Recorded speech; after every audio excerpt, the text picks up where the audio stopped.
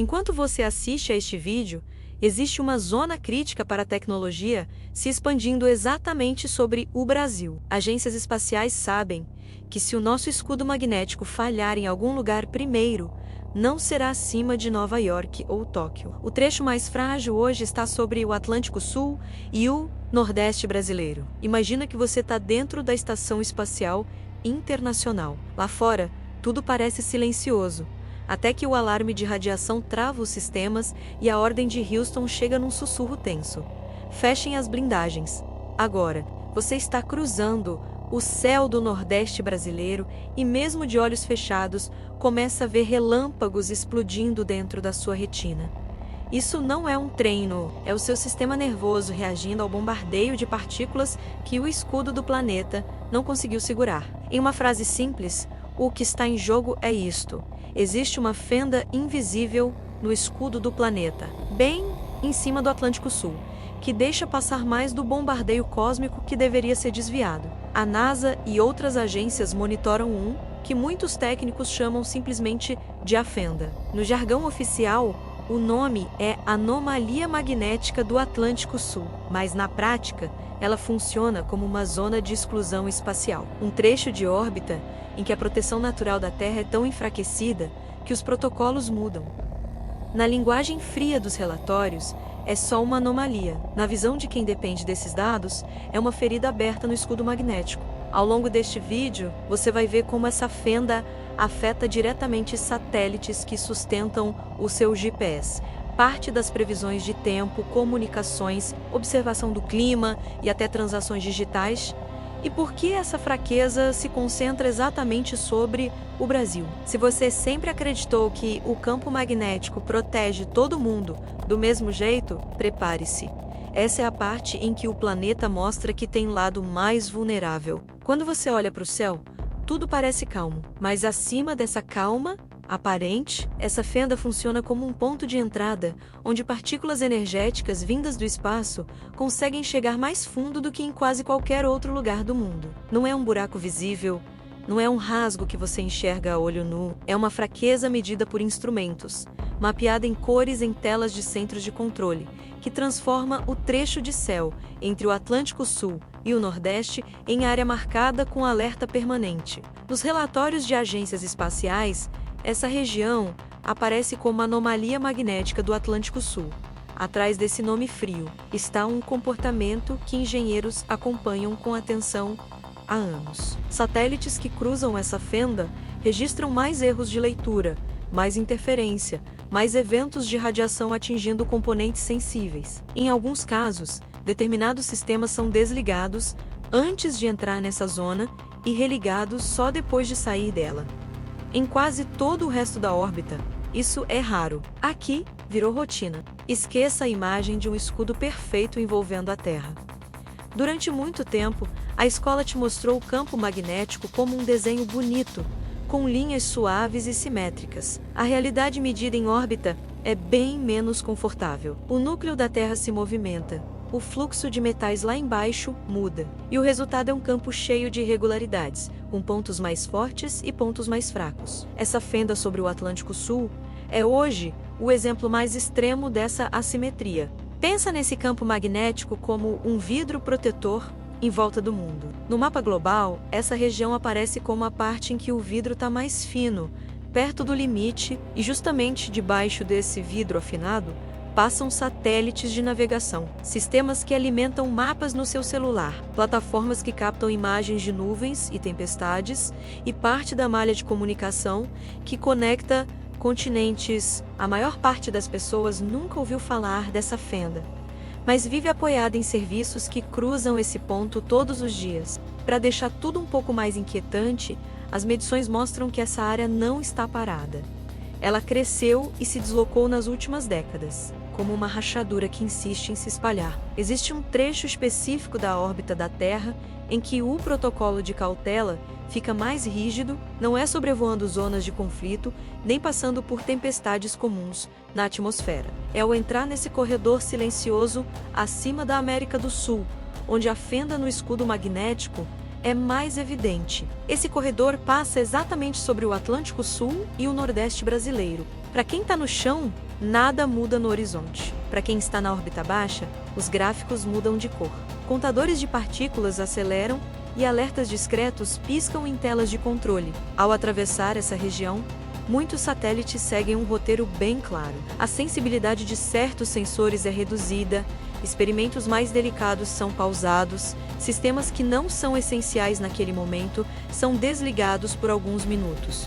É como se pilotos de avião combinassem de diminuir as luzes do painel e dirigir com as duas mãos no volante ao cruzar sempre o mesmo trecho de estrada, considerado perigoso. Não se trata de drama, trata-se de estatística. Nessa faixa de órbita, falhas e leituras estranhas aparecem com mais frequência do que em quase qualquer outro lugar em volta do planeta. O que torna isso ainda mais intrigante é a desigualdade desse mapa de risco. Não existe uma cópia com a mesma intensidade em outro canto do planeta. O espaço ao redor da Terra não é um lugar homogêneo, e o trecho que passa sobre o Brasil é um dos que mais desafiam a eletrônica moderna. Em vez de um perigo distribuído de forma uniforme, temos um corredor bem definido em que o ambiente é comprovadamente mais hostil para satélites. E é justamente esse corredor que acompanha de perto a costa do Nordeste. Agora, imagina esse efeito ao longo dos anos. Satélites de comunicação,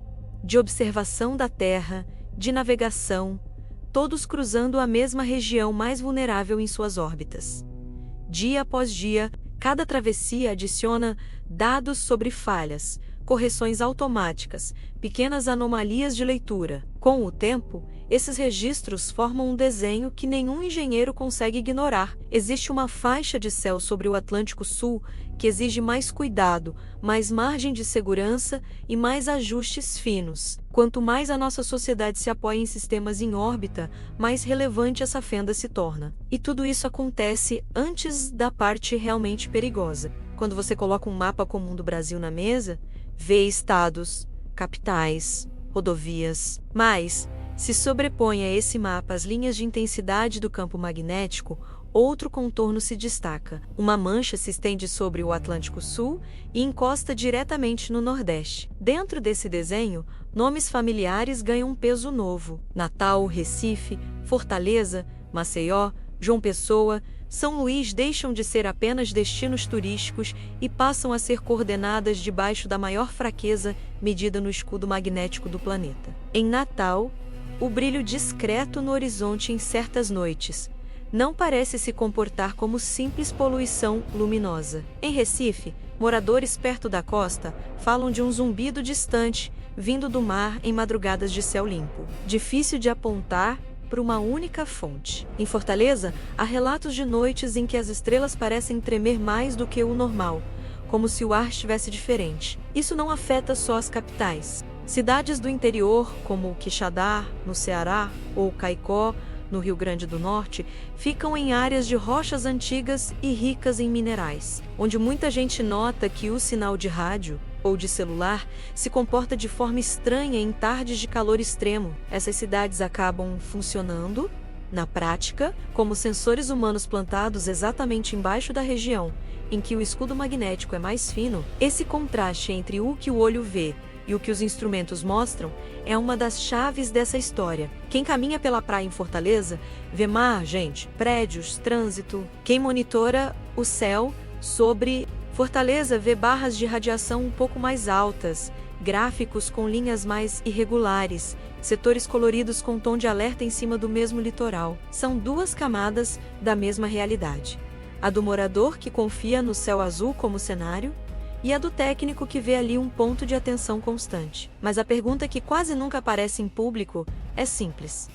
Por que o Brasil? Por que esse ponto fraco tão intenso não ficou perdido no meio do Pacífico, longe de qualquer cidade? A resposta começa a aparecer quando, em vez de olhar só para o céu, a gente passa a olhar milhares de quilômetros para baixo, para dentro do subsolo nordestino. Quando alguém ouve falar dessa fenda pela primeira vez, a reação comum é achar que é só um detalhe técnico, algo que não chega a afetar ninguém aqui embaixo. Só que, quando você soma falhas de satélites, desligamentos preventivos, ajustes de rota e o crescimento lento dessa região fraca, a palavra detalhe começa a perder sentido se o mesmo nível de fraqueza estivesse concentrado sobre outra parte do mundo. Provavelmente seria assunto recorrente em debates sobre segurança tecnológica. O fato disso acontecer sobre o Atlântico Sul não torna o fenômeno menor, apenas menos comentado fora dos círculos especializados. A pergunta que nasce disso é direta: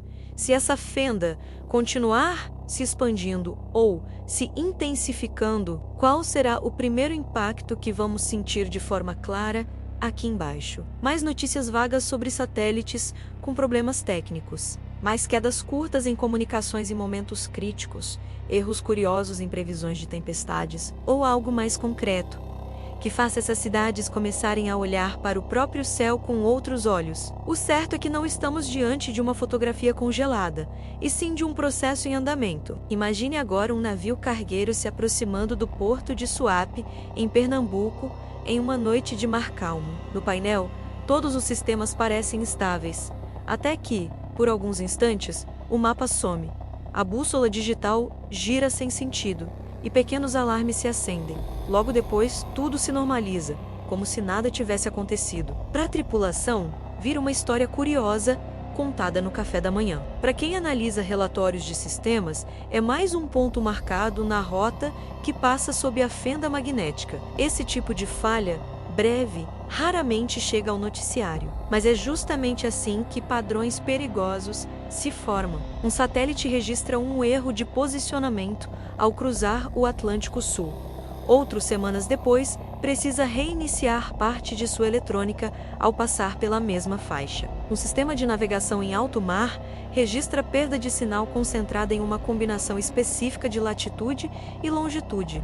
Isolados, parecem acidentes. Colocados no mesmo mapa, desenham de novo o contorno da mesma fenda sobre o Brasil. Hoje, boa parte do que você faz depende, mesmo que indiretamente, dessa realidade orbital. Do aplicativo de mapa no celular, às previsões de chuva que acionam defesas civis, de transmissões de TV, a links de internet em regiões remotas, muita coisa passa por satélites que cruzam essa faixa vulnerável. Quando uma parte específica da Terra obriga esses sistemas a operar com menos folga e mais atenção, aumenta a chance de pequenas instabilidades se somarem. E tudo isso acontece sobre uma área densamente habitada e economicamente ativa. E isso ainda não é a parte mais estranha. Quando alguém chama essa região de Triângulo das Bermudas do espaço, não está tentando imitar um filme. Está tentando traduzir, em uma imagem simples, algo que os dados já mostram.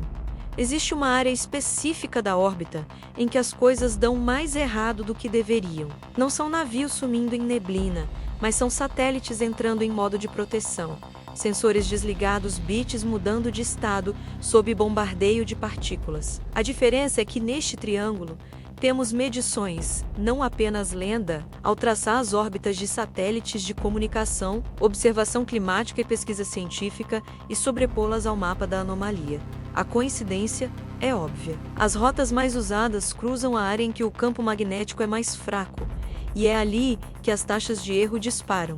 Essa região vira uma espécie de buraco de confiança em plena infraestrutura espacial moderna. Se você já viu filmes em que uma sequência de falhas em satélites desencadeia caos na Terra, vale saber, a realidade está testando esse roteiro exatamente aqui, sobre o Atlântico Sul. Pensa nas missões que dependem desse corredor estar minimamente estável. Satélites que acompanham furacões no Atlântico, responsáveis por alertas antecipados, cruzam essa área com regularidade.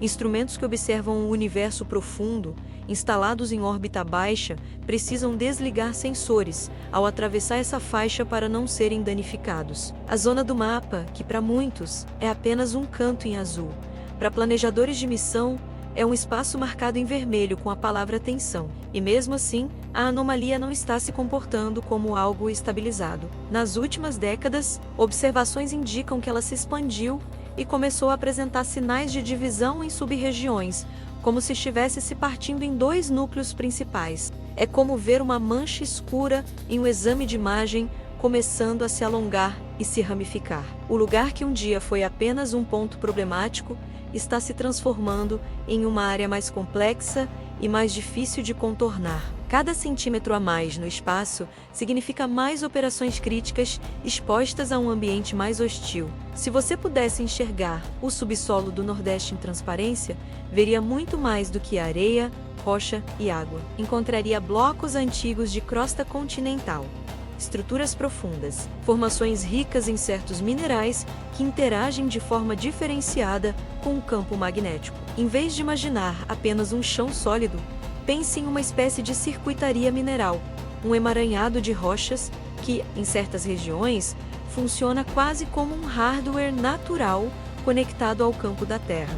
Muita gente imagina o campo magnético apenas como um escudo que bloqueia a radiação, mas em alguns lugares ele se comporta também como uma antena, em estados como Ceará e Rio Grande do Norte. O solo rico em minerais condutores parece facilitar caminhos específicos para as linhas de campo e para as correntes elétricas induzidas por tempestades solares. Em termos simples, não é só o céu que está mais exposto.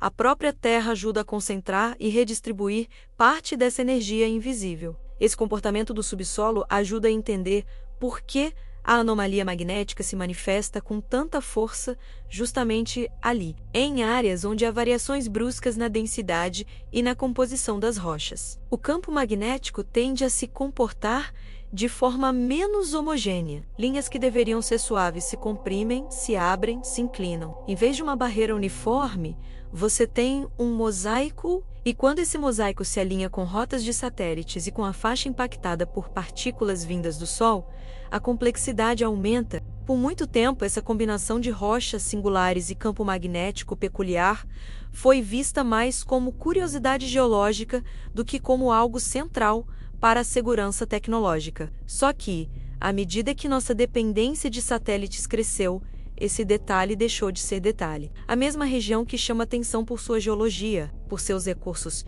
minerais e por sua história tectônica, agora aparece também como peça importante na discussão sobre vulnerabilidade magnética global. Imagina um cabo elétrico subterrâneo gigante, invisível para quem anda na rua, mas determinante para o que acontece ao redor. Certas faixas de sertão e de litoral funcionam, em termos simplificados, como condutores gigantes que influenciam a distribuição do campo magnético. A interação entre essas estruturas profundas e o escudo acima cria pontos em que a proteção natural do planeta fica menos eficiente, em um mundo onde quase tudo depende de tecnologia sensível. Essa coincidência geológica deixa de ser apenas interessante e passa a ser preocupante. E é aqui que um detalhe começa a incomodar ainda mais. Se o solo funciona como antena que reforça distorções, qualquer mudança na anomalia muda, encadeia a forma como essa antena responde. A fronteira entre geologia e espaço desaparece. O lugar que sempre foi visto como chão firme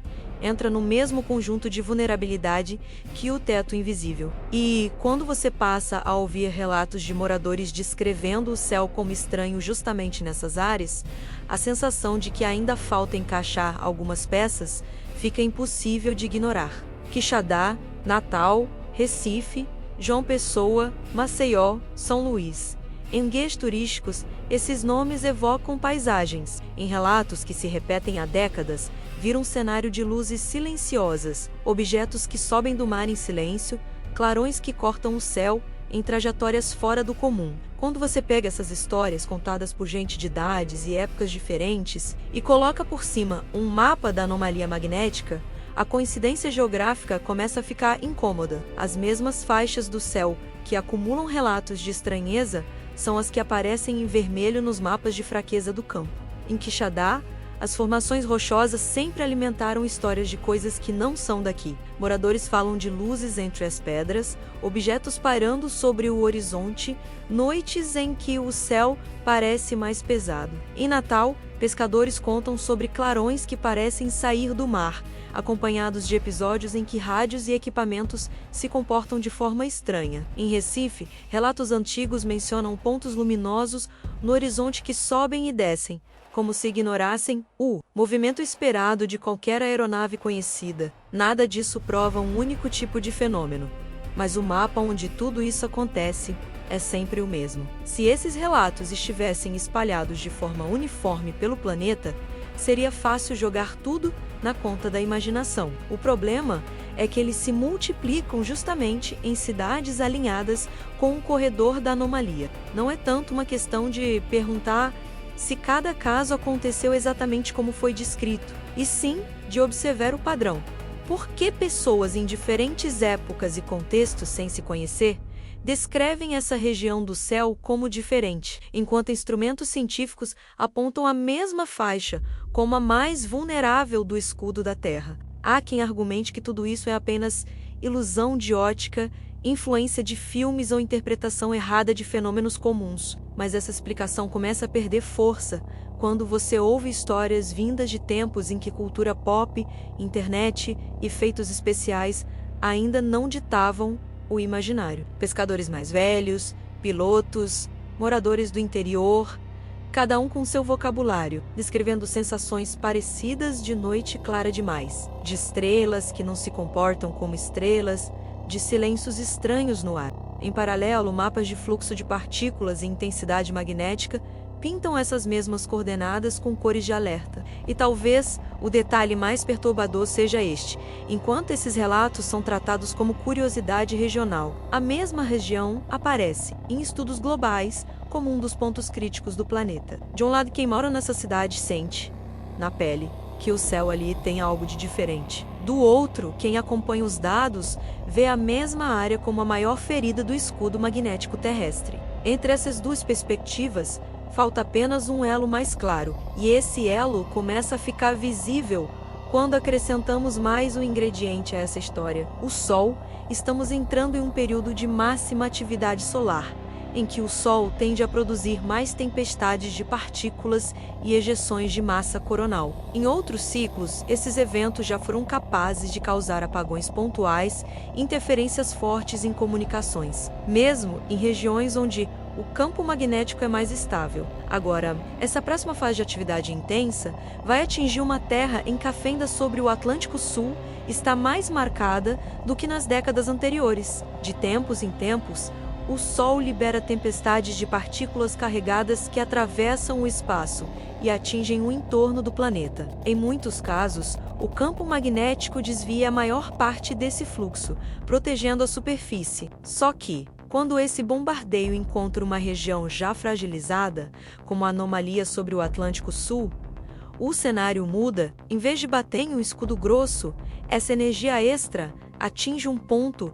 em que a proteção é mais fina. Em termos práticos, isso aumenta a chance de radiação atingir satélites, sistemas de navegação e a alta atmosfera exatamente sobre o Brasil. Já houve tempestades solares moderadas capazes de causar apagões e interferências fortes em comunicações em diferentes partes do mundo, mesmo onde o campo magnético é mais estável. Agora, imagine uma grande ejeção de massa do Sol atingindo a Terra no momento em que a anomalia sobre o Atlântico Sul estiver em uma fase particularmente intensa. Em cenários assim, a dose de partículas que atravessa essa região tende a subir em relação a outras partes do planeta, tornando o corredor sobre o Brasil um dos pontos mais testados do escudo magnético. O teste mais duro da nossa infraestrutura invisível, nos próximos anos, provavelmente não vai acontecer longe daqui.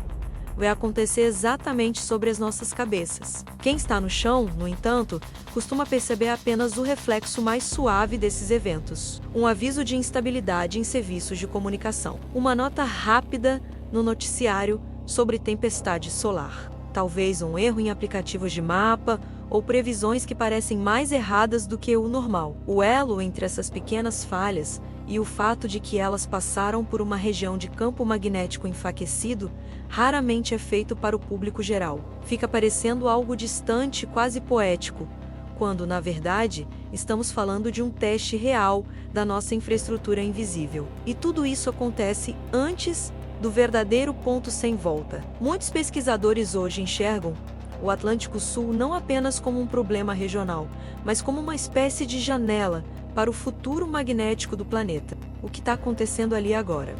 Lembra, em pequena escala, padrões vistos em registros de períodos em que o campo magnético global passou por grandes ajustes. Não significa que vamos acordar amanhã com os polos trocados. Significa que, Se quisermos entender como o escudo da Terra reage a pressões internas e externas, esse é um dos melhores lugares para olhar. Modelos que simulam o campo magnético usam dados da anomalia sobre o Atlântico Sul como ponto de teste. Pequenas mudanças na posição do centro da anomalia, na força da região de maior fraqueza e na forma do contorno aparecem em gráficos ano após ano. Cada nova medição é como mais um quadro de um filme longo, em que o escudo do planeta não está parado, mas se remodelando lentamente. O fato de esse filme ter uma cena importante acontecendo justamente acima do Brasil não é detalhe geográfico, é peça de um quebra-cabeça maior. Para o público,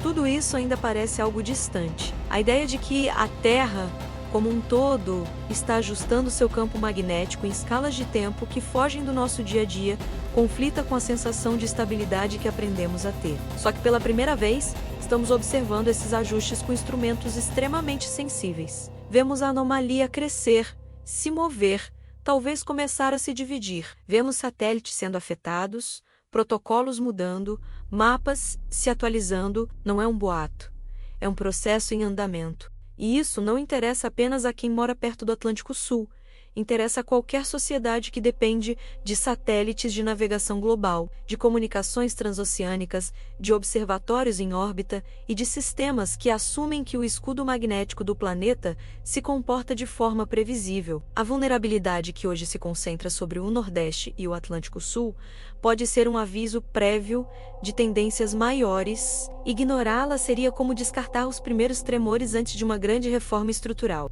O mais desconfortável de tudo é que as mudanças mais sérias raramente vêm acompanhadas de sinais espetaculares. Não há fogos no céu, não há sirenes globais. Há, sim, uma sequência de pequenos indícios que, vistos juntos, contam uma história muito diferente da que fomos ensinados a acreditar. E essa história começa a ficar clara quando olhamos para o tipo de pessoa que fica até o fim em um vídeo como este. Quem aguenta esse tipo de conteúdo inteiro, sem pular, normalmente não está buscando só entretenimento. Carrega um incômodo com a sensação de que o mundo está mais frágil do que parece. Sente que a tecnologia que sustenta tudo está de algum jeito por um fio. Tem a impressão de que vem recebendo meias-verdades, tanto sobre o espaço quanto sobre o próprio planeta. E busca, em lugares assim, pedaços de informação que ajudem a montar um quadro mais honesto da realidade. Por trás desse interesse existem dores bem claras. O medo de acordar um dia e descobrir que uma decisão distante mudou completamente a vida aqui embaixo. A frustração com explicações rasas,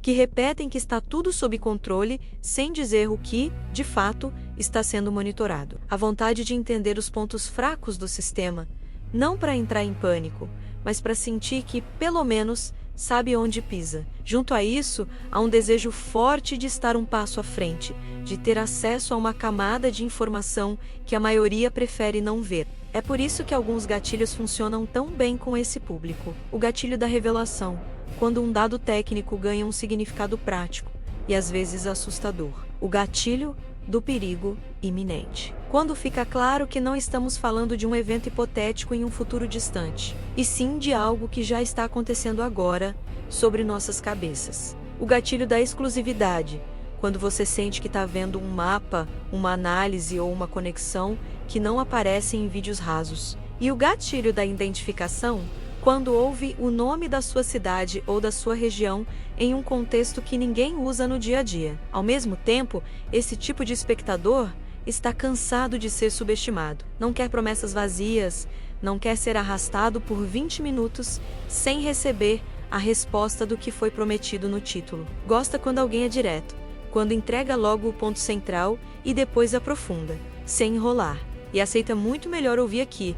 A ciência ainda não sabe do que escutar uma certeza fabricada. É justamente nesse espaço entre o conhecido e o desconhecido, entre o medido e o ainda em estudo, que essa narrativa se mantém viva. No fim, entender tudo isso muda a forma como você enxerga o próprio planeta. A imagem confortável de um escudo perfeito que protege todo mundo da mesma forma. Dá lugar à consciência de um sistema vivo, cheio de irregularidades, com uma trinca importante exatamente sobre o lugar onde milhões de pessoas moram. A ideia de que o perigo vem sempre de fora de eventos espetaculares, começa a dar espaço a uma visão mais sutil.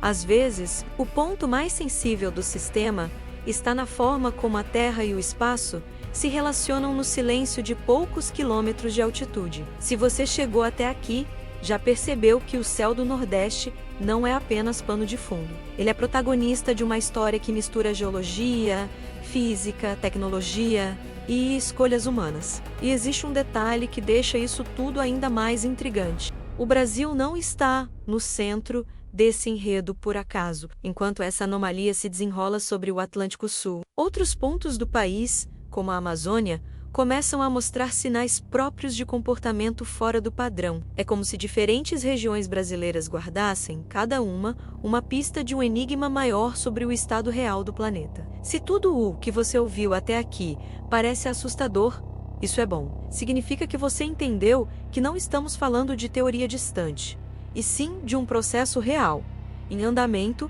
bem acima do Nordeste. O campo magnético da Terra, que sempre tratamos como um escudo perfeito, está mostrando a sua maior trinca exatamente sobre o Atlântico Sul. E, mesmo assim, a maior parte das pessoas continua vivendo como se céu e tecnologia fossem garantias eternas. A pergunta que fica é simples e incômoda. Agora que você sabe disso, o que pretende fazer com esse conhecimento? Vai voltar a enxergar o céu da sua cidade como um teto neutro? Ou vai começar a prestar atenção em cada notícia sobre falhas de satélite, apagões estranhos, mudanças no campo magnético? Vai continuar aceitando explicações rasas? Ou vai exigir de quem tem os dados na mão mais transparência sobre o que está acontecendo em cima do lugar onde você vive? O fenômeno não depende da sua escolha, mas a forma como você atravessa essa fase depende. Se quiser aprofundar ainda mais esse assunto, o canal deixou no primeiro comentário fixado o link para um e-book chamado Mistérios Proibidos do Universo, o que a ciência já suspeita sobre o começo, o fim e o sentido da nossa existência. Nele, eu conecto esse tipo de anomalia a outros enigmas cósmicos que quase nunca aparecem em vídeos rápidos, mas que ajudam a entender por que o universo e o nosso planeta são muito menos óbvios do que parecem. E se você quer ver como essa história se conecta com outro ponto crítico do mapa brasileiro, assim que este vídeo terminar, clica no vídeo U que a NASA detectou sob a Amazônia. Mudou tudo. O gigante acordou. O que a NASA viu no céu do Nordeste é só metade da história. Há uma estrutura colossal escondida sob a floresta amazônica que parece responder ao mesmo campo magnético que rasgou o escudo sobre o Atlântico Sul. Se o Nordeste é a região onde a fenda mais se expõe, a Amazônia é o lugar onde o planeta tenta redistribuir essa energia. Eu explico essa conexão em detalhes nesse vídeo. Clica nele agora. Se você quiser enxergar o quadro completo do que está acontecendo com o Brasil, antes de sair, se esse conteúdo fez sentido para você, deixa o seu like, se inscreve no canal e ativa as notificações. Isso ajuda o YouTube a entender que esse tipo de tema merece alcançar mais gente que, como você, sente que tem algo maior acontecendo por trás das explicações fáceis. E me conta nos comentários de qual cidade você está assistindo, como você enxerga o céu nos dias de calor extremo aí e o que você já viu no céu que nunca conseguiu explicar direito. A próxima peça desse quebra-cabeça pode estar justamente na sua história.